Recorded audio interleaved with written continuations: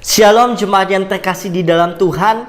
Kita sungguh bersyukur karena kita boleh bertemu kembali untuk mendengarkan sebuah perenungan. Dan pada hari ini kita akan merenungkan bagian firman Tuhan yang mengingatkan kita tentang perjalanan iman Abraham yang dimulai ketika ia diperintahkan oleh Allah untuk meninggalkan kediamannya menuju negeri yang Allah tunjukkan kepadanya. Dan hal ini boleh Bapak Ibu sama-sama lihat di dalam Alkitab, di dalam Kejadian pasalnya yang ke-12. Jika kita melihat perjalanan yang dialami oleh Abraham, maka hal demikian adalah proses Abraham ketika ia harus keluar dari zona nyamannya menuju tempat yang sama sekali ia tidak ketahui. Namun Abraham tidak khawatir untuk menjalani panggilan tersebut.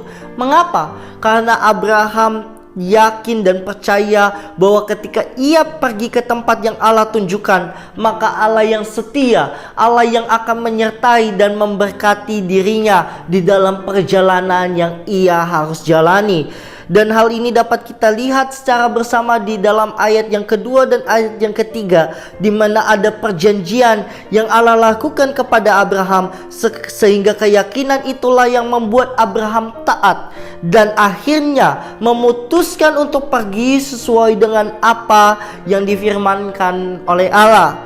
Dan Abraham tidak hanya sampai di titik itu saja, tetapi ia juga boleh meresponi panggilan Allah di dalam dirinya dengan ucapan syukur.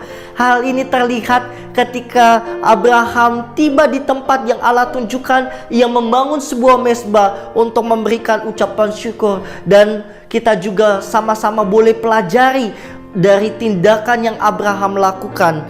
Oleh karena itu, melalui sikap Abraham, kita diajarkan untuk memulai perjalanan di tahun 2024 ini dengan penuh ucapan syukur, ketaatan dalam menjalani proses panggilan yang Tuhan berikan. Ketika kita diberikan tanggung jawab, lakukanlah itu dengan segenap hati. Dan jika kita merasa takut, khawatir, putus asa, ingatlah bahwa Allah tetap memelihara kehidupan kita, sama seperti Allah juga memelihara kehidupan Abraham. Ketika kita mau mengikut Kristus, maka kita pun juga harus membayar harga kepadanya, yaitu dengan memberikan komitmen kita untuk tetap setia mengikuti Dia. Itulah iman yang sejati, sehingga kita tidak menghidupi Kristus sehingga kita tetap menghidupi Kristus dimanapun kita berada.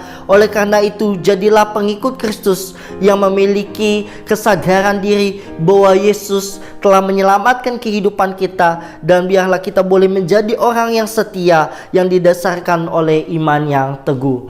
Tuhan Yesus memberkati.